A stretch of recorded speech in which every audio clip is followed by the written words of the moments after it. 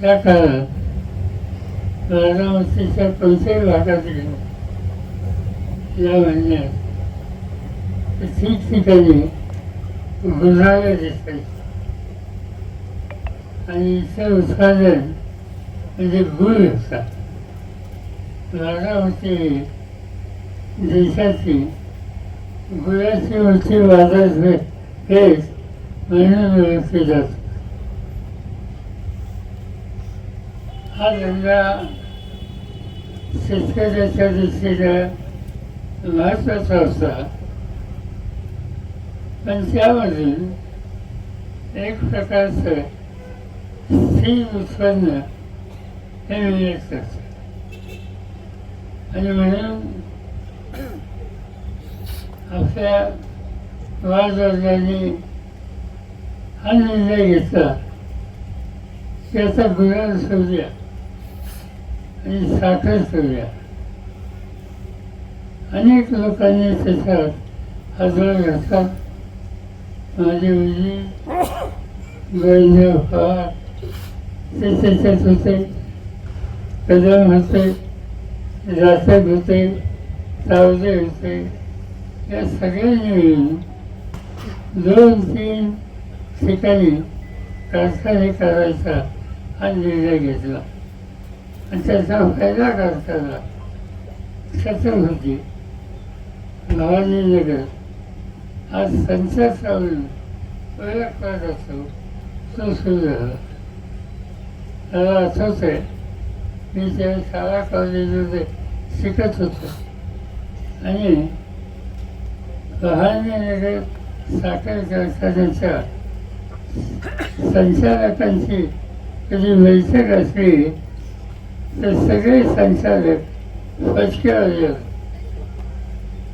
त्या काळात आजच्यासारखे शिक्षणही नव्हतं, पण दृष्टी होती, कष्ट करण्याची तयारी होती, प्रामाणिकपणा होता, शेतकऱ्याबद्दल बांधिलकी होती आणि त्याच्या कष्टानं ते पहिला कारखाना हा उभा राहिला. त्याचबरोबर दुसरा कारखाना माळेगावला उभा राहिला, ज्याच्यामध्ये शेल्लेकर, सावलेराव, सावले अनेक कुटुंब होती, त्यांचे कष्ट होते. आणि त्यानंतरचा तिसरा जरा उशिरा कारखाना निघाला तो सोमेश्वर, ते काकडे कुटुंबीय, निंबाळकर आणि अनेक लोकांनी त्याच्यात पुढाकार घेतला आणि ही कारखानदारी उभी केली. आणि कारखानदारी गुलाबानं साखर दिली, दुसरं काही बनत. 1967 साली तुम्ही किंवा तुमच्या वादवडिलांनी माझी निवड केली. बारामतीला आमदार झालो, 56 वर्ष आज त्याला होऊन गेली. माझी निवड केल्याच्या नंतर मी या सगळ्या कारखानदारीमध्ये वेगळ्या दृष्टीने लक्ष घातलं.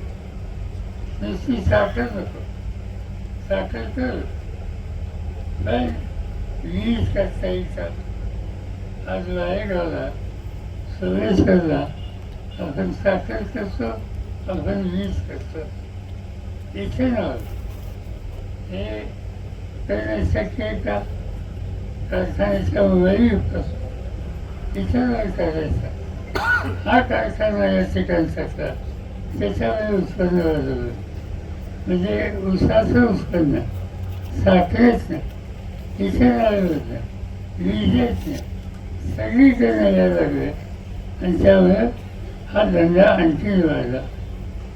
त्याच काळामध्ये मी महाराष्ट्राच्या जनतेने मला राज्याच्या सरकारमध्ये काम करायची संधी आणि ती दिल्याच्यानंतर पहिला मी निकाल घेतला आणि तो म्हणजे बारामतीमध्ये MIDC काढली.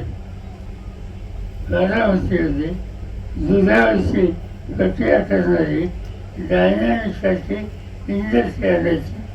दुधाचा धंदा गावात वाजेल कसा याची काळजी घ्यायची. आणि मला आनंद आहे की या कामाला काही लोकांनी फार सहकार्य केलं. त्याच्यात विहीर, सावळ, अंधारवडी या भागातल्या शेतकऱ्यांच्याकडे मी जेव्हा गेलो आणि त्यांना विचारलं, मला इथे उद्योग आणायचे, जागा द्याल का? सगळ्यांनी दोन्ही हात वर केले, घ्या म्हणजे. कुणी विरोध केला नाही. जागा मिळाली आणि हळूहळू या ठिकाणी कारखानदारी हे व्हायला लागली.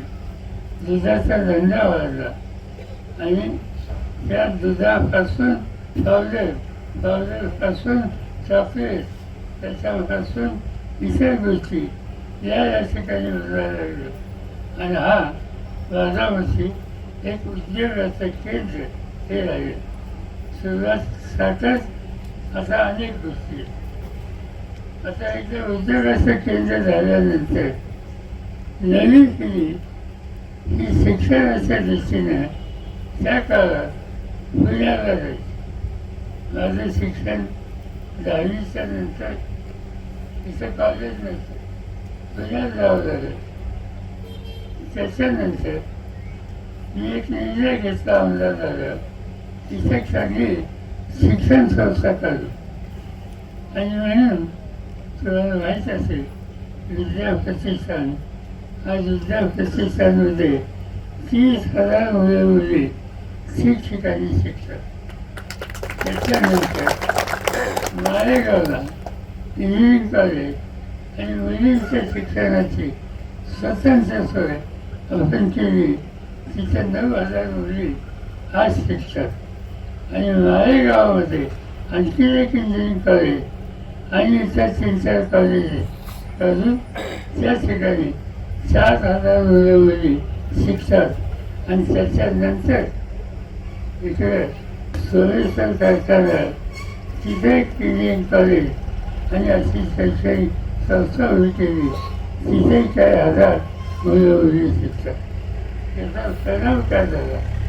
त्याचा परिणाम झाला की इतकी मुलं इथंच शिकायला लागली, इंजिनिअर व्हायला लागली आणि वेगवेगळ्या क्षेत्रात आज दिसतात. आज मी देशात कुठेही गेलो, कलकत्त्याला गेलो, आसामला गेलो, कुठल्याही राज्यात गेलो, तर कुठेतरी एकदाच मुलं मला भेटतात आणि सांगतात की आम्ही विद्याप्रतिष्ठान इथे विद्यार्थी आहोत, आम्ही बारामतीत शिकतो. मुली सांगतात आम्ही शारदानगरला शिकतो. आज इथल्या मुलामुलीने भारतापर्यंत पदार्पण केलं, तर भारताच्या बाहेर परदेशात सुद्धा आज 200 मुलं मुली त्या ठिकाणी बघायला मिळतात. आणि एक कारण फक्त हे शैक्षणिक दालन हे या ठिकाणी आपण उभं केलं आणि त्यामुळे झालं. आता शिक्षित झालेली मुलं बाहेर कधी नोकऱ्याचा अवकाश नाही, पण छोटे मोठे धंदे हे काढले. मला इथे येण्याच्या आधी हे तरुण मंडळी काय काम करतात याची माहिती होती. आज यांनी हा जो एक नवीन प्रकल्प हातामध्ये घेतला आणि तो म्हणजे हायड्रोस ही मशीन खरेदी केली. आणि सगळ्यात महत्त्वाची गोष्ट ही मशीन घेऊन कुठेही काम मिळेल तिथं आपल्या मुलांची जाण्याची तयारी आहे. आणि त्याचा परिणाम आज मुंबईसारख्या ठिकाणी मगाशी सांगितलं की पुढचं काम आपल्या मुलामुळे त्यांना मिळावे. माझ्या मते हे काम कमीत कमी 15 वर्षे चालले, अगदी चालले आणि वाढेल त्याच्यात त्याचा वाद नाही.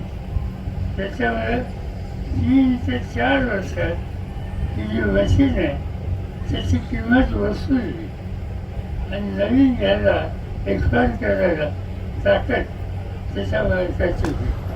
अधिक मुलांना काम होईल. आणि म्हणून हा एक वेगळा दृष्टिकोन आज तिथल्या तरुण लोकांनी कष्ट करून दृष्टी ठेवून हातावले घेतलं. आज मुंबईमध्ये मी बघतो अनेक ठिकाणी कुठे कचरा देव असेल, दारोलीसारखा एक मोठा भाग असते, स्वच्छतेची गरज असते, तिचं सगळे काम आज हळूहळू आपल्या मुलांना मिळालं. या देशामध्ये उद्योगामध्ये मोठे झालेले अनेक लोक असे आहेत की ज्यांचा माझा व्यक्तिगत संबंध आहे. आणि असं आहे का, गुजरातमधल्या माझ्या उद्योजकांना मी सांगितलं की ही कामं तुम्ही मुंबईत घ्या आणि ही कामं मुंबईत घेतल्यानंतर आमच्या मुलांना द्या. त्याप्रमाणे त्यांनी मुंबईत ही कामं घेतली. आणि एबीपी माझा, उघडा डोळे बघा नीट.